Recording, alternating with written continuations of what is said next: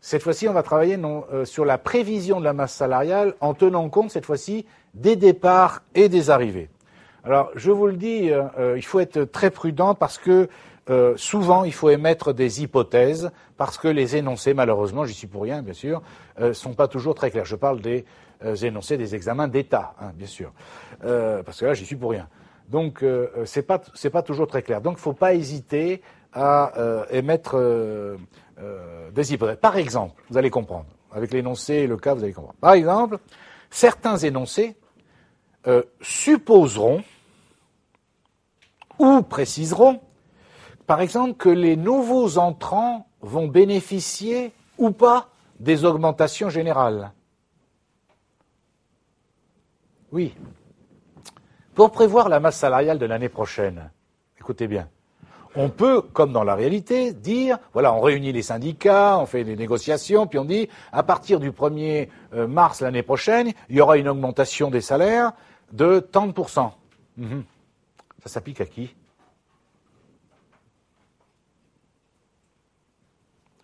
Les nouveaux arrivants, ceux qui arrivent avant le 1er mars, ils l'auront cette augmentation ou pas? Ceux qui arrivent après, ils l'auront ou pas? Ils auront droit à cette augmentation ou pas? Est-ce que vous commencez à comprendre le problème que ça pose? On ne peut pas répondre comme ça, oui ou non, c'est pas si simple que ça. C'est pas si simple que ça. Eh non, c'est pas si simple que ça du tout. Si je négocie à l'avance des salaires pour les nouveaux entrants, ils peuvent éventuellement ne pas avoir d'augmentation générale avant 6 mois, par exemple, ou avant 1 an d'ancienneté. Est-ce que vous comprenez le principe? Vous voyez le genre d'hypothèse qu'il faut émettre. D'accord? Pareil, tout à l'heure, excusez-moi, dans le même esprit pour l'histoire du 13e mois. Ils y ont droit, les nouveaux entrants, au 13e mois, systématiquement, quelle que soit la date à laquelle ils arrivent? Est-ce que vous voyez que ça pose des interrogations? Vous n'avez pas l'air de comprendre. Le 13e mois, vous arrivez au mois de septembre, vous avez le droit à un 13e mois? Ah, au prorata de quoi? Du salaire que vous avez eu au mois de septembre, au mois de décembre, un prorata s'il y a eu des augmentations entre-temps. Vous commencez à voir la vraie difficulté? Alors si c'est clair, net et précis dans les énoncés, il n'y a pas de souci, ok. Mais c'est pas toujours clair, net et précis. Donc dans ces cas-là, on n'hésite pas à émettre des hypothèses et le correcteur, qui se respecte, à partir du moment où votre hypothèse tient la route, même si c'est pas celle qu'a pris le correcteur officiel, parce qu'il n'y a pas pensé, parce que quand il a fait le sujet, il ne s'est pas imaginé qu'on pouvait aussi comprendre d'une autre façon, et bien le correcteur doit vous compter juste, bien sûr. S'il n'y a aucun moyen de prouver le contraire, bon, je vois pas pourquoi il vous compterait faux. Donc, faut être assez prudent, ne pas se précipiter. C'est pas très compliqué, une fois qu'on a compris, mais il faut pas se précipiter, parce que il y a très souvent des ambiguïtés. Alors, quel est le principe de calcul de la prévision de la masse salariale? Voilà comment on peut faire. Je vais calculer d'abord la masse salariale prévisionnelle de N plus 1 sans tenir compte des arrivées, mais en tenant compte des départs. Je suis cette année, je prévois pour l'année prochaine des arrivées avec des mois différents et des départs avec des mois différents. Vous êtes d'accord? Donc je vais prévoir la masse salariale qu'il y aura l'année prochaine sans tenir compte des arrivées, mais en tenant compte des départs. Et après, je vais rajouter la masse salariale supplémentaire liée au départ. Et ensuite, la masse salariale supplémentaire suite aux arrivées. Et ça va me donner la masse salariale prévisionnelle de N plus 1. Vous allez voir, avec l'exemple, j'espère en tout cas, ça va arriver. Je répète, la masse salariale prévisionnelle de N plus 1 sans tenir compte des arrivées, mais des départs, plus la masse salariale supplémentaire liée au départ, plus la masse salariale supplémentaire suite aux arrivées. Donc, on va prendre un exemple. Alors, on y va. Vous disposez des indications suivantes concernant la masse salariale de l'entreprise Parisol pour N. Répartition des salariés, 3 catégories socio-professionnelles, des ouvriers, des techniciens, des cadres, avec des effectifs, 120, 80, 20. Salaire moyen brut annuel. Alors là aussi, est-ce que c'est le brut mensuel de brut annuel? J'ai vu des gens qui, pris dans l'exo, ne se rendent pas compte que on vous donne un salaire moyen brut mensuel. Et puis après, on vous dit qu'il y a 13 mois. Donc vous voyez, il faut faire attention, c'est rien, c'est rien. Il ne faut pas confondre l'annuel et le mensuel. Voilà, c'est tout. Hein. Salaire moyen brut en décembre N. J'espère que vous comprenez que c'est pas la même chose. Oui, le salaire moyen brut en décembre N, j'ai mis en renvoi petit 1, le 13e mois n'est pas inclus dans ce montant, parce que c'est pas la même chose que 21 840, c'est-à-dire le salaire moyen brut annuel divisé par 12 ou divisé par 13. Pourquoi ? Parce qu'il y a pu y avoir des augmentations de salaire absolument.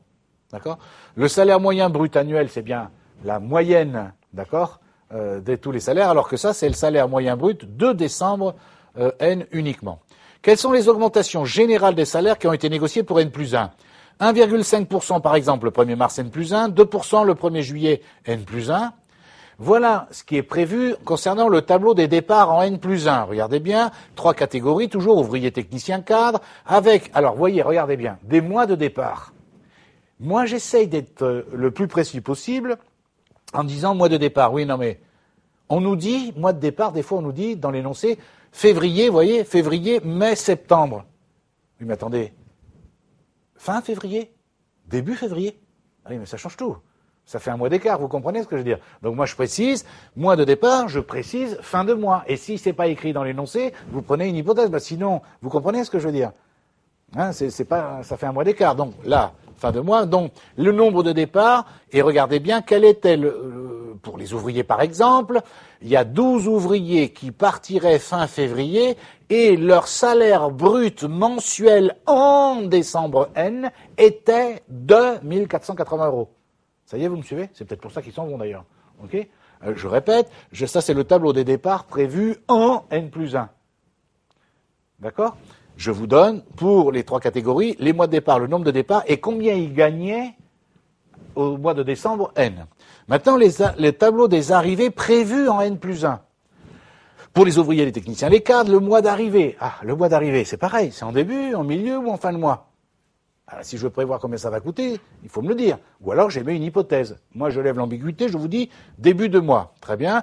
Avril, mai, novembre, le nombre d'arrivées qui n'est pas forcément le même que le nombre de départs. C'est pas écrit dans la loi. D'accord? Et les salaires bruts mensuels à l'arrivée qui ne sont pas forcément les mêmes que ceux qui partent. Est-ce que vous êtes d'accord? Ça peut être plus, ça peut être moins, tout dépend du cas de figure. Admettons que ce soit ça qui soit prévu. D'accord. Complément d'information. Les augmentations générales des salaires ont été négociées pour l'ensemble du personnel. Et écoutez bien, par hypothèse, les départs en cours d'année suppriment le 13e mois. Alors, par hypothèse, alors que les nouveaux arrivants bénéficient du 13e mois. Oui, c'est une hypothèse de travail. On pourrait imaginer que ce soit l'inverse. On pourrait imaginer ce que tu disais, Laura, c'est-à-dire que le 13e mois soit un pourcentage entre le début de l'année et leur mois de départ. Vous comprenez ce que je dis? Et en prenant un ratio, si vous voulez, au prorata, par exemple, ça serait possible. Là, c'est par contre, j'ai pas dit que c'était tout le temps comme ça. Je dis pas la loi prévoit ça, je dis par hypothèse, les départs en cours d'année suppriment le 13e mois, alors que les nouveaux arrivants bénéficient du 13e mois. Alors, soit dans l'énoncé, on vous en parle pas du tout, donc comme ça, c'est plus simple, et si on vous en parle, on vous précisera ce genre d'informations. Et si on vous le précise pas, ben, il va falloir prendre des hypothèses. Absolument. On est d'accord? Ensuite, le 13e mois correspond au salaire du mois de décembre. Ah. Les nouveaux arrivants bénéficient des augmentations générales des salaires, ce qui n'est pas évident. Vous pensez, vous, que c'est évident? Non. Non, c'est pas évident. Non. La seule chose où c'est obligatoire, c'est si les nouveaux arrivants étaient payés au salaire minimum. Là, oui. Qu'est-ce qu'il dit? Oui, en général, dans une entreprise, vous voyez, on fait un peu, pas tout à fait comme vous, c'est-à-dire qu'on anticipe. D'accord? Donc on anticipe avant quel devrait être le salaire qu'on va proposer aux nouveaux arrivants. Est-ce que vous me suivez?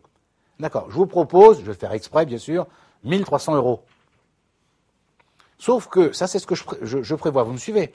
Mais si, 1300 €, on fait simple, imaginons que ce soit le SMIC, ça y est, vous me suivez? Mais si quand vous arrivez 3 mois plus tard, parce qu'on a négocié avant, le SMIC est augmenté de 2%, là, je suis obligé, parce que c'est la loi, de vous payer ces 2% de plus. Est-ce que vous êtes d'accord? Mais si je vous propose 2000 €, je ne suis pas obligé si vous arrivez 3 mois plus tard, de vous donner une augmentation de 2% parce qu'il y a une... Vous voyez ce que je veux dire? C'est des négociations, ça dépend comment ça se passe.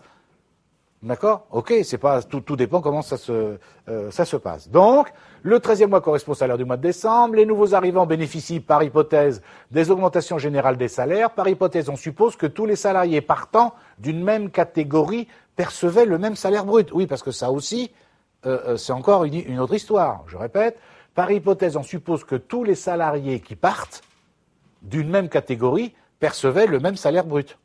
Oui, ce qui n'est pas évident dans la réalité. Quelles sont les questions? Calculer la masse salariale de N, prévoir la masse salariale de N plus 1 en tenant compte des augmentations générales et des mouvements concernant les départs et les arrivées. Donc, la réponse, première question, calculer la masse salariale de N. Alors ça, dans l'exemple, c'est pas très compliqué. Masse salariale de N, ouvrier technicien cadre, les effectifs, colonne 1, 120, 80, 20, d'accord. Les salaires bruts annuels moyens, ça y est, vous commencez à comprendre ce que je vous disais tout à l'heure. C'est tout bête. Là, je vous donne directement les salaires annuels. Méfiez-vous si jamais on vous parlait de salaire mensuel, hein, d'accord. Et à la masse salariale, bon, d'accord, ok, pas de souci. Et ici, ce montant tient compte du 13e mois, puisque c'est ce que disait, nous précise l'énoncé. L'énoncé précise que dans le renvoi petit 1, j'écris le 13e mois n'est pas inclus dans ce montant. Attention, ce montant, c'était le salaire du mois de décembre. Mais par contre, dans le salaire brut moyen, c'était inclus à l'intérieur. Alors maintenant, prévoir la masse salariale de N plus 1. Alors moi, ce que je vous propose, alors là, en termes, il n'y a pas d'obligation au sens strict, mais je vous propose de faire comme ça, un tableau comme ça. Si vous faites ça, il y a moins de chances de se tromper. Je ne dis pas qu'il n'y en a aucune, je dis il y en a moins. Regardez bien, regardez bien. C'est encore un tableau indiciaire, vous êtes d'accord? Ok. Regarde. Et je vais calculer la masse salariale indiciaire pour N plus 1. Et regardez bien. Je sépare en 3 catégories. Ceux qui restent, ceux qui partent et ceux qui arrivent. Mais c'est plus simple, vous mourrez. Il ne peut pas y avoir plus simple, plus cartésien, plus logique. D'accord. Ceux qui restent, ils seront payés du mois de janvier au mois de décembre plus le 13e mois. On est bien d'accord. OK? Je prends l'indice 100 au mois de janvier pour ceux qui restent. Donc, autrement dit, ceux qui ne partent pas et qui n'arrivent pas au mois de janvier. D'accord? On a dit qu'au mois de mars, vous voyez, je vous ai mis un renvoi petit 1, 101,5. Il y a eu une augmentation de 1,5%. Puis après, au mois de juillet, il y a eu une augmentation de 2%. Donc on passe de 100 à 101,5 et à 103,53. Et le 3e mois, on nous dit qu'il est égal au salaire du mois de décembre. Ça va? Donc 1330,71. Encore une fois, qu'est-ce que ça veut dire 1330,71? Ça veut dire, Laura, que si tu gagnes 100 euros au mois de janvier, si tu gagnais 100 euros au mois de janvier, à la fin de l'année, tu aurais 1330,71 euros. C'est exactement ce que ça veut dire. Si tu veux savoir en euros combien ça fait, tu regardes 100 euros, tu dis 100 euros, c'est ce que tu gagnais au mois de janvier, 1643,27, ça c'est 100 euros, d'accord? Combien ça fait 1330,71 euros? C'est tout bête, hein, vous me suivez, très bien. Et après, je mets, moi, pour faciliter les calculs, autant de colonnes que de date de départ et de date d'arrivée. Vous allez comprendre tout de suite. Regardez bien. Indice de ceux qui partent fin février. Est-ce que vous êtes d'accord que ceux qui partent fin février, ça va coûter à l'entreprise leur salaire du mois de janvier et du mois de février? Ça y est, c'est tout bête, c'est pas compliqué. Hein. Donc 100 plus 100. Je vous rappelle que nous avons dit par hypothèse, et vous allez mieux comprendre maintenant, que dans ce cas de figure, par hypothèse, ceux qui partent n'ont pas le droit au 13e mois. Ça y est, vous me suivez? On est d'accord, c'est injuste. On peut l'imaginer. D'accord? Ok? Je vois Laura qui me dit, mon Dieu, vous n'avez pas le droit, vite, la Cour européenne des droits de l'homme. Ok, c'est une hypothèse de travail. N'envoyez pas le GIGN ni la force licorne, c'est bon. C'est une hypothèse de travail. Si le sujet veut vous faire travailler autrement, il vous dit à ce moment-là, c'est 2/12 de la moyenne des salaires mensuels qu'ils ont touchés avant leur départ. Tout est possible. Mais vous n'allez pas m'inventer des choses comme ça si l'énoncé ne vous en parle pas. D'accord. Ceux qui partent fin mai, maintenant. Regardez bien. On parle bien de ceux qui partent fin mai. Ça coûte combien à l'entreprise? Leur salaire de janvier en mai. Est-ce que vous êtes d'accord? Mais est-ce que vous comprenez pourquoi je vous ai dit que ceux qui partent bénéficient des augmentations avant leur départ? Ça va, vous me suivez? C'est logique, ça. Pas de cours européenne, c'est bon? On va le voir? Ça vous paraît logique? Très bien. Donc, si je pars au mois de mai alors qu'il y a une augmentation au mois de mars, et bien de mars jusqu'à mai inclus, je profite de cette augmentation. Très bien. Ceux qui partent fin septembre, exactement, sauf que ceux-là, ils ont deux augmentations, ils bénéficient des deux augmentations, vous êtes d'accord? Maintenant, dans cet exemple-là, il y a trois catégories de partants, ceux qui partent au mois de février, au mois de mai, au mois de septembre, vous êtes d'accord? Puis après, il y a ceux qui arrivent. Trois catégories, en avril, enfin début avril, début mai, début novembre. Et là, regardez bien qu'est-ce qui se passe. Pour ceux qui arrivent début avril, ils passent de 100 à 102. Pourquoi? Oui, parce que quand ils arrivent début avril, alors là, c'est lié à l'énoncé, d'accord? Ils arrivent avec un salaire qui est prévu au départ. Donc c'est 100, est-ce que vous êtes d'accord? Dans cet exemple-là, l'augmentation de 1,5% qui a eu lieu avant leur arrivée, ils n'en bénéficient pas. Oui? Puisque l'énoncé vous donne, d'accord, le salaire à l'arrivée. Vous m'écoutez bien? Non, vous n'avez pas l'air de comprendre. Je vais vous expliquer. Il y a eu une année un piège quand même assez monstrueux à l'examen. C'est que pour les arrivants, ils n'avaient pas donné le salaire à l'arrivée. Ils avaient donné le salaire pour cette catégorie d'arrivants au mois de décembre N-1. Ah oui, là c'est différent. Parce que là, ce n'est pas le salaire à l'arrivée. C'est le salaire des ouvriers au mois de décembre N-1. Et donc, si là, le type arrive en avril et qu'il était prévu pour les ouvriers une augmentation en février, là, il en bénéficie. Évidemment, la plupart des étudiants se sont trompés. Mais c'était quand même particulièrement vicieux et particulièrement piégeux. Là, il y a moins d'ambiguïté puisque je vous donne le salaire à l'arrivée qui a été négocié. D'accord? Ça va, vous me suivez? Encore une fois, vous comprenez, il n'y a pas d'ambiguïté à partir du moment où le salaire n'est pas le salaire minimum. Si c'était le salaire minimum imposé par la loi française, là, on serait obligé d'augmenter. Mais si c'est au-dessus du salaire minimum, il n'y a aucune loi qui oblige. Vous comprenez ça? D'accord. Donc, il y a une augmentation de 2% en juillet. Donc, celui qui arrive, par exemple, en avril, il gagne 100, mais à partir de juillet, il va gagner 102. Ça y est, vous me suivez? Pareil pour celui qui arrive en mai. Mais regardez, par exemple, celui qui arrive en novembre, lui, il ne bénéficie pas, ni dans cet exemple-là, de l'augmentation qu'il y a eu en mars, ni celle qu'il y a eu en juillet, parce qu'il arrive en novembre, et l'énoncé dit bien, s'il vous plaît, et l'énoncé dit bien le salaire à l'arrivée.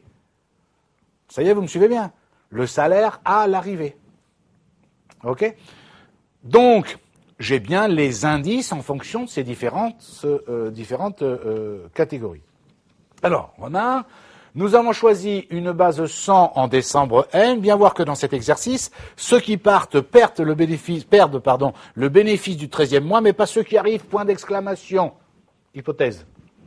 Bien comprendre que ceux qui arrivent, bien que bénéficiant des augmentations générales, partent d'un indice 100 à leur arrivée. Ceux qui arrivent en avril bénéficieront de l'augmentation générale de juillet, mais pas de celle de mars. Ça va? D'autre part, bien voir qu'ici, il n'y a pas d'augmentation individuelle. Or, souvent, il est prévu que les partants et les arrivants ne bénéficient pas des augmentations individuelles, mais seulement des augmentations générales. Dans ce cas, on recalcule un indice sans tenir compte des augmentations individuelles pour les arrivants. Oui, après, il faut s'adapter à l'énoncé. Je vous dis, c'est pas très compliqué, il faut juste être très rigoureux et émettre les hypothèses. Ça, quasiment à chaque fois, et ça, c'est une plaie, je le dis, dans les énoncés des examens souvent. Voilà, il manque des hypothèses, il manque des précisions. C'est pas toujours très clair. Alors, prévision de la masse salariale pour N+1, je vous ai dit, sans tenir compte des arrivées, mais en tenant compte des départs. Vous savez, c'est ce qu'on avait dit tout à l'heure, en 3 points. Remarque, nous allons donc calculer la masse salariale prévisionnelle de N+1 sans tenir compte des arrivées et en tenant compte des départs. Des effectifs de N, nous allons donc retirer ceux qui partent en N plus 1. Bien voir toutefois que le salaire de référence, pour ceux qui restent, n'est plus le salaire moyen de décembre N.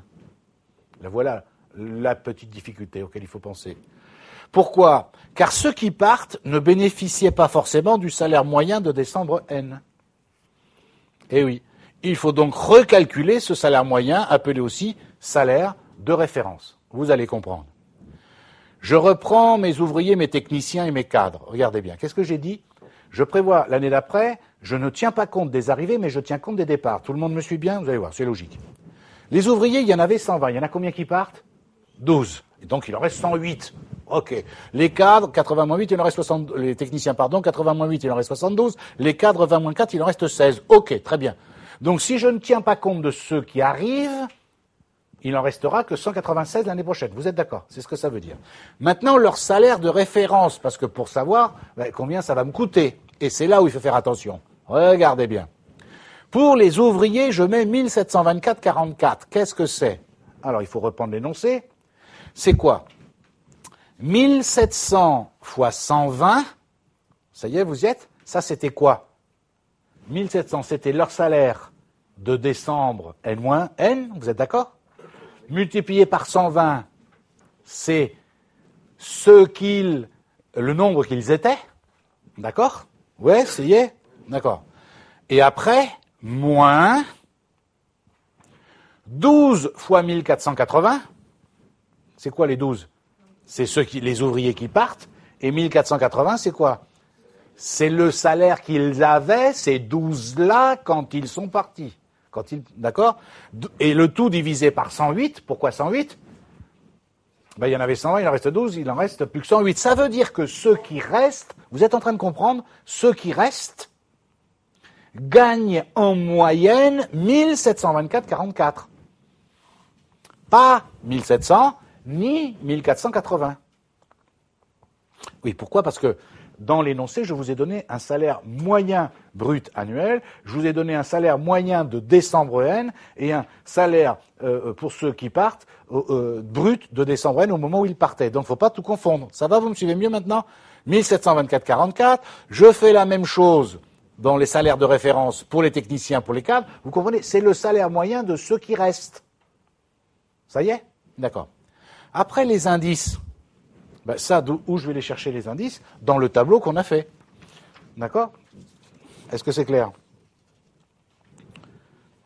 Je vous rappelle que ça, c'est le tableau, on avait trouvé où ça? On l'avait trouvé tout à l'heure, 13,01. On aurait pu le faire autrement, je vais vous le montrer aussi, mais on l'avait trouvé tout à l'heure, 13,3071. Ça va, vous me suivez? C'est OK? Dans le tableau, là. Alors vous allez me dire, oui, mais vous me parlez de 1330,71 et là vous mettez 13,3071. C'est ça qui vous gêne. Et c'est pareil, c'est pareil. Au lieu de prendre le salaire 1724 €, vous allez voir, c'est écrit dans le cours bien entendu, je vais mettre 17,24. Et à ce moment-là, ici, 1330,71, qui revient au même. D'accord? Ça fait donc la masse salariale prévisionnelle, entendez, la masse salariale prévisionnelle sans tenir compte des arrivées. Vous êtes d'accord? Et en retirant les départs. Autrement dit, c'est bien la masse salariale de ceux qui restent. 5 238 737. Alors, je vous fais la remarque, Xavier, d'un point de vue arithmétique, on pouvait aussi raisonner en indice pour les salaires bruts de référence. Je garde l'indice, le même, 1330, 71, etc. Oui, mais à ce moment-là, le salaire de référence, je ne le mets pas en euros, je divise par 100, parce que sinon... voilà, hein, sinon c'est exactement la même chose. J'arrive bien sûr au même résultat. Ça, c'est la masse salariale de l'année prochaine de ceux qui restent. Je n'ai pas intégré là-dedans ceux qui arrivent et je n'ai pas intégré là-dedans le coût de ceux qui partent. D'accord, mais attendez, ceux qui partent, ils partent pas tous le 1er janvier. Donc ça va me coûter, d'accord ? Remarque, dans cet énoncé, ceux qui partent perdent le bénéfice du 13e mois. Pour connaître le total à rajouter, nous allons d'abord calculer le nombre de mois à rajouter en fonction de la date de départ. Pour cela, on va utiliser le tableau de calcul de la masse indiciaire de N plus 1, de ceux qui arrivent et de ceux qui partent. Donc, Le nombre de départs pour les ouvriers, ils partent en février, 12. Leur salaire du mois de décembre, 1480, leur indice, 200. Vous savez, on a fait le tableau tout à l'heure. Eh ben, je multiplie le total augmentation, regardez le renvoi petit 1, 200, les indices, fois 12 personnes, multiplié par 1480, divisé par 100. Pourquoi je divise par 100? Parce que l'indice, mais surtout parce que le salaire, je l'ai exprimé en euros. D'accord? Donc ça fait 35 520. Pareil, vous avez compris, le même principe pour les techniciens, pareil pour les cadres. Ça veut dire quoi en français? C'est ce que ça va me coûter en plus de ce que j'ai dit tout à l'heure, à cause des départs, et entre le 1er janvier et la date de leur départ. Ça va, c'est bon? Et maintenant, il reste à faire l'augmentation de la masse salariale, cette fois-ci due aux arrivées. D'accord? Donc je reprends ouvrier, technicien, cadre, les mois d'arrivée, le nombre d'arrivées, bien sûr, le salaire d'embauche, ben ça, c'est donné dans l'énoncé, je ne peux pas l'inventer. D'accord? Et après les indices, mais les indices, on les a bien calculés déjà. 1014 pour ceux qui arrivent en avril, 914 pour ceux qui arrivent en mai, et 300 pour ceux qui arrivent en novembre. Ben, je fais exactement la même chose que tout à l'heure. Donc ça veut dire que ceux qui arrivent, entre leur date d'arrivée et la fin de l'exercice l'année prochaine, ça va me coûter 437 600 €. Donc, je répète, pour avoir la masse salariale prévisionnelle de l'année d'après, en tenant compte des arrivées et des départs, eh bien, je vais dire, ça fait la masse salariale prévisionnelle de l'année prochaine, sans tenir compte des arrivées, mais en tenant compte des départs, c'est-à-dire en retirant les départs, plus le coût supplémentaire lié au départ, plus le coût supplémentaire lié aux arrivées, ça me fait la masse salariale prévisionnelle de l'année N+1. Alors là, on calcule éventuellement au centime, et puis après on dit à l'euro. Hein, il ne faut pas non plus, on n'est pas à l'euro près. Hein, je ne sais pas si vous vous rendez compte, mais voilà, parce que ça, ce sont quand même des prévisions. Hein. À côté de ça, dans le monde réel, vous pouvez prévoir ce que vous voulez, mais l'année d'après, il peut y avoir le gouvernement ou une loi peut passer pour modifier, imposer une augmentation à une certaine date qui n'était pas prévue à l'origine. Enfin, tout peut exister, hein, bien entendu. Hein. Ça, c'est, on va dire, entre guillemets, toute chose par ailleurs étant égale. Donc voilà ce que je vous ai dit, ce que je voulais vous dire sur la masse salariale. Inutile de vous dire que, bien sûr, il faut vous entraîner. Il y a des choses à connaître par cœur, on ne peut pas faire autrement, hein, là, c'est sûr, voilà. Maintenant, tout de même, je vous répète encore, vous verrez avec les cas pratiques, il faut faire très attention à la façon dont les énoncés sont tournés, parce qu'il y a des ambiguïtés, parce que l'auteur n'a pas pensé qu'on pouvait comprendre ou interpréter une phrase de telle ou telle façon. S'il y a souci, émettez une hypothèse. D'accord ? Merci de votre attention.